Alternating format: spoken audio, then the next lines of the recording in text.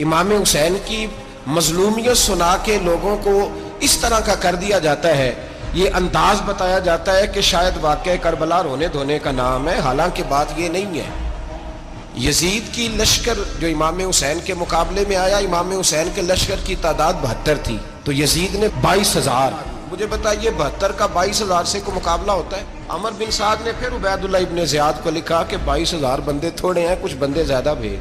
तो अमर बिन साद को Ubaidullah Ibn Ziyad कहने लगे कि तू पागल तो नहीं हो गया, 72 के लश्कर का 22,000 भेजा, और कितना भेजूं? तो उसने कहा तुम्हें ये नहीं पता ये लोग कौन है?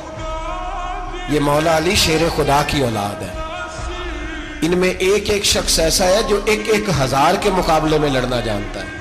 तो यहाँ कमजोरी दिखाई जाती है। हमारे बच्चे समझने लगे हैं कि ये शायद कोई ऐसी दास्तान है, और इस तरह का माहौल टीवी पे मैं देख रहा था, इस तरह का माहौल बनाया जाता है जैसे कोई खौफ है, यानी वाकई